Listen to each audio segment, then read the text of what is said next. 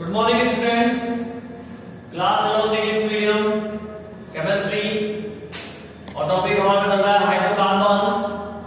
13 chapter है hydrocarbons का, जिसके बारे में अपन ने बात की थी कि एल्कीन और एल्काइन के बारे में इसमें डिस्कस करेंगे।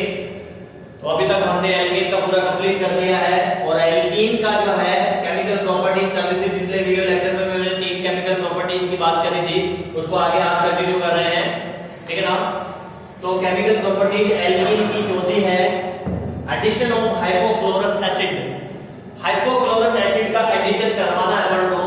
तो सबसे पहले अगर हमें हाइपोक्लोरस एसिड का फॉर्मूला पता है तो हम इजीली रिएक्शन बना सकते हैं, कोई दिक्कत नहीं है। देखो किसकी केमिकल प्रॉपर्टीज पढ़ रहे हैं, एल्कीन की। तो मैं सबसे पहले क्या लिख दूं, एल्कीन लिख दूं, ठीक है जी। ये एल्कीन हो गया, डबल बॉन्ड आ गया alkene. Reaction with hypochlorous acid यानी हाइपोक्लोरस एसिड का फॉर्मूला पता है तो काम हो जाएगा। तो मुझे पता है, आप याद कर लेना, HOCl ये हाइपोक्लोरस एसिड है। तो यहां से जो ज्यादा नेगेटिव पार्ट होगा मार्कोनिकोव रूल के अकॉर्डिंग वो जाएगा कम वाले हाइड्रोजन, जहां पे हाइड्रोजन कम है उस कार्बन पे। पिछले वीडियो में मैंने बताया था मार्कोनिकोव रूल, तो वहां आप देख लेना। तो यहां पे क्या है, ये ज्यादा नेगेटिव पार्ट है कंपैरिजन टू Cl, इसलिए ये जाएगा यहां पे ऐड होगा। जब ये पाई बॉन्ड ब्रेक होगा तो ये बनाएगा आपका CH3 CHOH एंड CH2Cl। आगे बात समझ में, तो इसका नाम हो जाएगा 1-chloro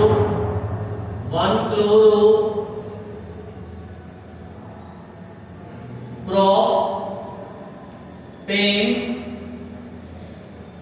2-ol। आगे बात समझ में, थर्ड रिएक्शन देखिए, एडिशन ऑफ हाइड्रोजन साइनाइड। तो इसमें भी आपको हाइड्रोजन साइनाइड का बस फॉर्मूला पता होना चाहिए। सेम ये ऐसे कर देंगे, CH3 CH double bond CH2 plus hydrogen cyanide HCN। HCN hydrogen cyanide होता है। ये वाला नेगेटिव पार्ट है, ये कहां आएगा, यहां पे आएगा, ये आएगा यहां पे और ये आएगा यहां पे। तो क्या बच जाएगा आपका CH3 CHCN and CH3। Alkyl cyanide बन गया, सेकेंडरी एल्किल साइनाइड है 9 डिग्री पे। थर्ड रिएक्शन देखिए, केमिकल प्रॉपर्टीज ऑफ एल्कीन के अंदर addition of acetic acid. Acetic acid का फॉर्मूला पता हो तो आप इसे वैसे रिएक्शन करना है अपन को।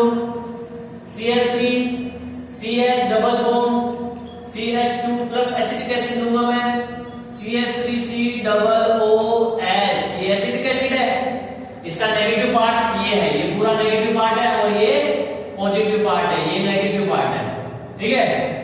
तो यहां से जब पाई बॉन्ड ब्रेक होगा तो ये नेगेटिव पार्ट आएगा कहां पे, यहां पे जहां पे हाइड्रोजन कम है, और हाइड्रोजन जाएगा कहां पे, जहां पे हाइड्रोजन ज्यादा है, जिस कारण पे इन दोनों में देखेंगे डबल बॉन्ड वालों में। तो ये हो जाएगा आपका क्या, CH3 CHOOC CH3 and CH3। आगे बात समझे, चलो नेक्स्ट है सामान केमिकल प्रॉपर्टीज। 7 नंबर की ऑक्सीडेशन विद ऑटो।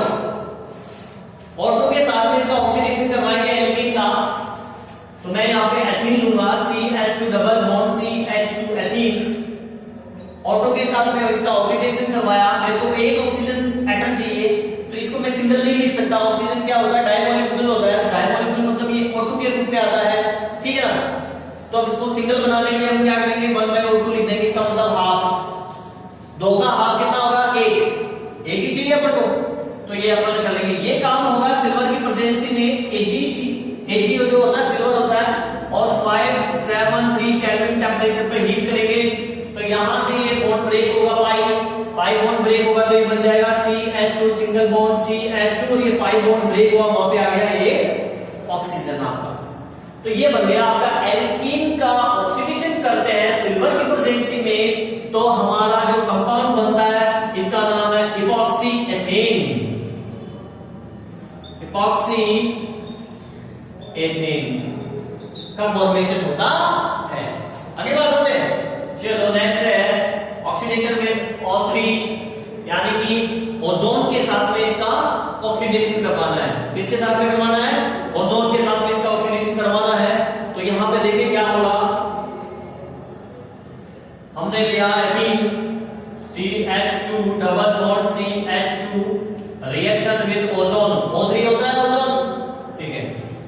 तो काम होगा कार्बन टेट्राक्लोराइड की प्रेजेंसी में, कार्बन टेट्राक्लोराइड की प्रेजेंसी में यहां से दोनों बॉन्ड ब्रेक हो जाएंगे और ये ऑक्सीजन आके वहां पे ऐड होगा ऐसे कुछ इस तरीके से CH2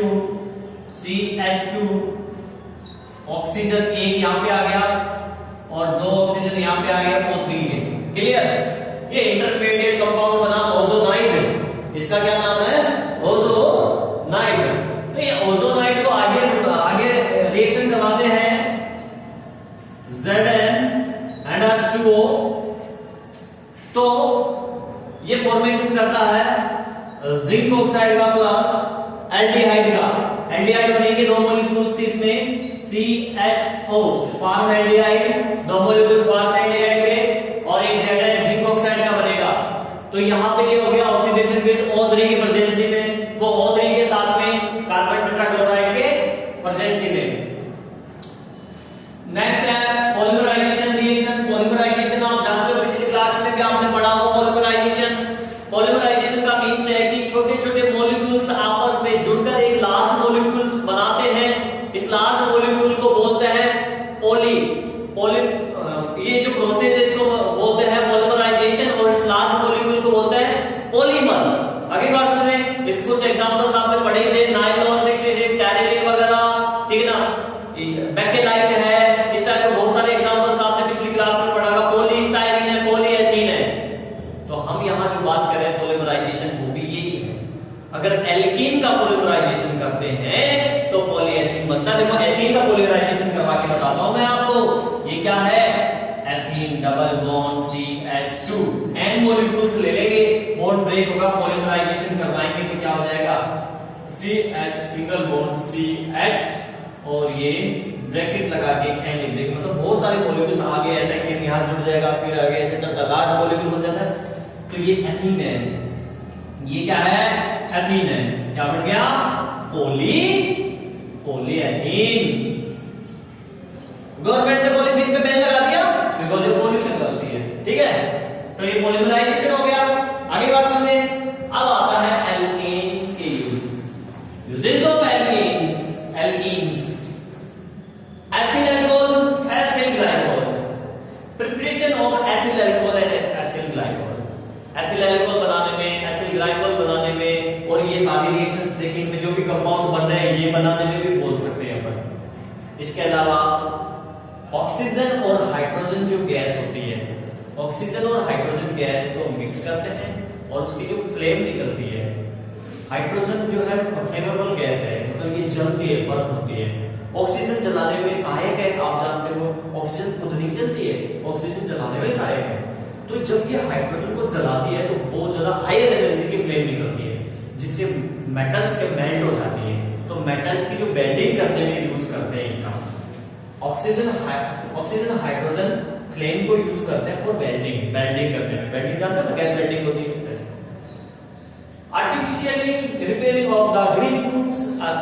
एथिलीन जो है ग्रीन फ्रूट्स को पकाने में भी यूज की जाती है, कृत्रिम तरीके से, आर्टिफिशियल तरीके से। एक तो नेचुरल तरीके से पके फल प्लांट्स के अंदर, फ्रूट्स वगैरह, ये टाइम लगता है उसमें लगता है टाइम। तो फार्मर क्या करता है, जल्दी पकाने के लिए एथिलीन का यूज करता है, जिससे कि वो जल्दी पक जाते हैं। क्लियर? आगे देखिए फ्यूल्स। इसकी जो लोअर मेंबर्स हैं, एल्कीन सीरीज की जो लोअर मेंबर्स हैं, लोअर्स का मतलब शुरुआती जो मेंबर्स हैं, शुरू वाले, एथीन, प्रोपेन, ब्यूटेन वगैरह, इनका यूजेज होता है फ्यूल में, ठीक है ना। फ्यूल में भी इनका यूज किया जाता है। तो ये हमारा टॉपिक एल्कीन्स का कंप्लीट हो गया है। अब हमारा टॉपिक चलेगा एल्काइन, जिसमें ट्रिपल बॉन्ड होता है। आगे बात समझ में? चलो तो उसको कंटिन्यू करते हैं, एल्काइन को। नेक्स्ट हमारा टॉपिक है एल्काइंस।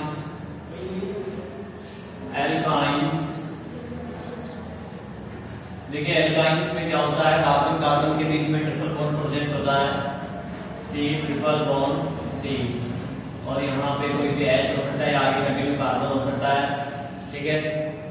इसका जनरल फॉर्मूला होता है CnH2n-2। यहाँ पे N इक्वल टू क्या है? N equal to number of carbon atom, number of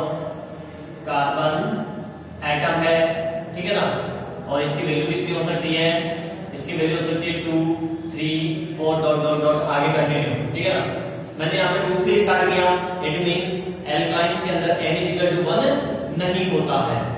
तो इसका जो फर्स्ट मेंबर होगा वो इसी से बनेगा। तो इसका जो फर्स्ट मेंबर होता है वो ये होता है HC ट्रिपल बॉन्ड CH। इसका नाम क्या है? एथाइन। ठीक है, ये इसका फर्स्ट मेंबर है, एथाइन नाम है इसका। इसके अंदर आप देख सकते हो ट्रिपल बॉन्ड है। इस ट्रिपल बॉन्ड के अंदर जो है एक सिग्मा बॉन्ड होता है और दो पाई बॉन्ड होते हैं। एक सिग्मा बॉन्ड होता है और दो पाई बॉन्ड होते हैं। यहाँ पे जो इस ट्रिपल बॉन्ड की लेंथ है, इस ट्रिपल बॉन्ड की लेंथ होती है 120 पिकोमीटर। ठीक है, और ये कार्बन और हाइड्रोजन के बीच में जो बॉन्ड बन रहा है इसकी जो लेंथ होती है वो होती है 108 पिकोमीटर। और एल्काइंस के अंदर जो बॉन्ड एंगल होता है, बॉन्ड जो एंगल है वो होता है 180 डिग्री का। कितने डिग्री का? 180 डिग्री का। एंड अगर इसमें हाइब्रिडाइजेशन की बात करें तो हाइब्रिडाइजेशन इसमें होता है sp हाइब्रिडाइजेशन। कौन सा हाइब्रिडाइजेशन? sp। आप देख सकते हो एक सिग्मा दो पाई और ये सिग्मा होगा, कोई लोन पेयर नहीं है। इट मींस H = क्या होगा? Lone pair 0 + 2 sigma bond. तो H = क्या हो जाएगा? 2, यानी sp हाइब्रिडाइजेशन। इसका डायग्राम बनाए एल्काइन का, एथाइन का। तो एथाइन का डायग्राम हाइब्रिडाइजेशन में भी अपन ने बनाया था, लेकिन फिर से बना लेते हैं। ये एक्सिस पे ओवरलैपिंग करके सिग्मा बॉन्ड फॉर्मेशन करेगा। तो ये सिग्मा बॉन्ड बन गया, कार्बन कार्बन के बीच में दो बॉन्ड पाई बन रहे हैं, साइड वाइज ओवरलैपिंग होगा। ये साइड वाइज ओवरलैपिंग हो गया दो बॉन्ड पाई के साथ, यू हो जाएगा ये। आगे बात करते हैं।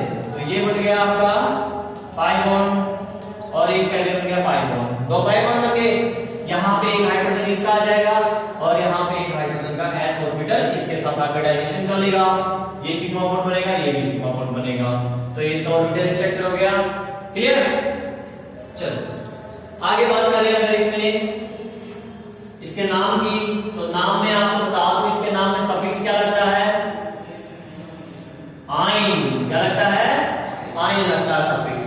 ठीक है ना? तो आईयूपीसी नेम में अगर हम बात करेंगे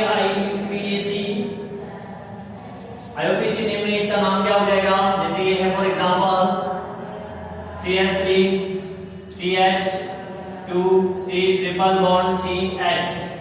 तो यहाँ एक नंबर पे ट्रिपल बॉन्ड है 1 2 3 4। 4 का मतलब हो गया ब्यूट और ट्रिपल बॉन्ड में आई लगा है तो क्या हो जाएगा? ब्यूटाइन। ठीक है, अगर बीच में हो triple bond CH3 C triple bond C CH3 तो नंबर डाल देंगे 1 2 3 4। तो कितने नंबर पे आया? 2 नंबर पे आया। तो हम इसको लिख देंगे ब्यूट टू आइन। आगे बात समझ रहे? तो इस प्रकार से हम क्या कर सकते हैं? इसका नाम दे सकते हैं आईयूपीएसी के अंदर। किसमें दे सकते हैं? आईयूपीएसी के अंदर। तो आईयूपीएसी के अंदर इस प्रकार से नाम दिया जा सकता है। और अगर डेराइव्ड सिस्टम में बात करें, इसका कॉमन नेम सिस्टम में अगर डेराइव्ड सिस्टम की बात करें तो इसका नाम देते हैं एसिटिलीन से। किससे देते हैं? एसिटिलीन से। आई बात समझ में? एसिटिलीन से कैसे देंगे? देखो ये जो मेंबर है ना, इसका फर्स्ट मेंबर जो है ये ट्रिपल बॉन्ड, ये जो फर्स्ट मेंबर है इसका नाम है एसिटिलीन। इसका नाम एसिटिलीन है। तो एसिटिलीन से कैसे नाम देंगे? देखो मैं किसका बताता हूं एग्जांपल। ये इतना क्या हो गया? एसिटिलीन। और ये क्या बचा? एथिल। तो इसका नाम डेराइव्ड सिस्टम में क्या हो जाएगा? Ethyl acetylene. समझ गए होंगे? इसको देखो इतना क्या है? एसिटिलीन। ये क्या है? एथिल। ये भी क्या है? एथिल। तो इसका नाम क्या हो जाएगा? Dimethyl acetylene. समझ गए? आगे बात समझ में? तो इस प्रकार से डेराइव्ड नाम दिया जा सकता है, इस प्रकार से आईयूपीएसी नाम दिया जाता है। क्लियर? अब हम बात करें आइसोमेरिज्म की। तो आइसोमेरिज्म जैसा कि एल्केन और एल्कीन में था, क्या था एल्केन और एल्कीन में? एल्केन और एल्कीन में आइसोमेरिज्म ये था कि इसमें चेन आइसोमेरिज्म भी प्रेजेंट होता है, पोजीशन आइसोमेरिज्म भी प्रेजेंट होता है और फंक्शनल भी आइसोमेरिज्म प्रेजेंट होता है। तो चेन का मतलब ये हो गया कि चेन में चेंजेस आ जाए, पोजीशन आइसोमेरिज्म मींस है कि ट्रिपल बॉन्ड की पोजीशन बदल जाए, और फंक्शनल के अंदर ये है कि अगर ट्रिपल बॉन्ड को हम कन्वर्ट एल्काइन को हम कन्वर्ट कर दे एल्कीन में तो फंक्शनल ग्रुप हो गया। तो पहला मैंने बोला चेन आइसोमेरिज्म। तो चेन आइसोमेरिज्म देखो, जैसे ये यहीं पे दिख रहा है आपको, यही लग रहा है, चलिए चेन आइसोमेरिज्म ये हो जाएगा CH3 CH2 CH2 C triple bond CH, ये ना। तो इसका चेन आइसोमेरिज्म मतलब इसकी चेन में चेंजेस कर दूं, तो इसकी चेन में चेंजेस मैं यूं कर दूंगा, ठीक है ना। ट्रिपल बॉन्ड तो वहीं पे है, लेकिन पहले चेन क्या थी, लंबी, अब क्या होगी, ब्रांच। चेन आइसोमेरिज्म हो गया, मॉलिक्यूलर फॉर्मूला सेम है, देख सकते हो नंबर ऑफ कार्बन और नंबर ऑफ हाइड्रोजन काउंट करके आप, मॉलिक्यूलर फॉर्मूला सेम है। और सेकंड पोजीशन आइसोमेरिज्म, इस एग्जांपल में देख लो आप, पोजीशन आइसोमेरिज्म में क्या होता है, ट्रिपल बॉन्ड की पोजीशन चेंज हो जाती है। तो यहां पे ट्रिपल बॉन्ड कितने नंबर पे है, 1 नंबर पे है, इसके अंदर ट्रिपल बॉन्ड कितने नंबर पे है, 2 नंबर पे गया, ट्रिपल बॉन्ड की पोजीशन बदल गई ना, लेकिन मॉलिक्यूलर फॉर्मूला सेम है। मॉलिक्यूलर फॉर्मूला सेम है, देखो 1 2 3 4 कार्बन, यहां पे भी 1 2 3 4 कार्बन, हाइड्रोजन काउंट करो 3 और 3 6, 3 और 3 6, यहां पे हाइड्रोजन 6 है। तो मॉलिक्यूलर फॉर्मूला सेम है, लेकिन ट्रिपल बॉन्ड की पोजीशन बदल रही है, तो ये पोजीशन आइसोमेरिज्म हो गया। क्लियर। और अगर मान लीजिए फंक्शनल ग्रुप आइसोमेरिज्म में देखिए, जैसे ये है, ये फॉर्मूला ले रहा हूं मैं, एल्काइन है, इसको मैं एल्कीन में कन्वर्ट करूंगा,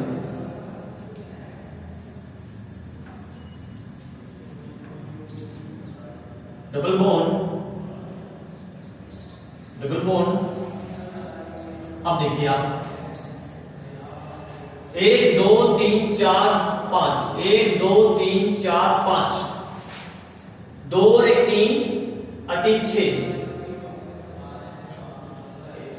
1 मिनट को 1 2 इसके एक एच 2 गया, इसका एक एच आएगा, ठीक है। तो ये कितने एच है, 3 3 6 1 7, यहां पे 3 और 4 7 और 1 8 है, तो यहां पे ये 3 आएगा ना, ये 2 लगा रखा है ऊपर, ठीक है। तो अब देखो ये ट्रिपल बॉन्ड एल्काइन था, अब कन्वर्ट हो गया किसमें, एल्कीन में, डबल बॉन्ड में कन्वर्ट हो गया ना, लेकिन मॉलिक्यूलर फॉर्मूला सेम है, 1 2 3 4 5, 5 कार्बन है, 1 3 और 2 5, 5 और 2 7 और 1 8, 8 हाइड्रोजन है, इसमें भी यही है, देखो 5 कार्बन 8 हाइड्रोजन सेम, जबकि ये पहले एल्काइन था, अब क्या हो गया, एल्कीन। तो इसको फंक्शनल आइसोमेरिज्म बोलते हैं। तो ये इसमें हो गई आइसोमेरिज्म। नेक्स्ट वीडियो लेक्चर में हम इसकी फिजिकल प्रॉपर्टीज की बात करेंगे, उसके बाद में केमिकल प्रॉपर्टीज और फिर यूजेस पढ़ेंगे, टॉपिक खत्म हो जाएगा।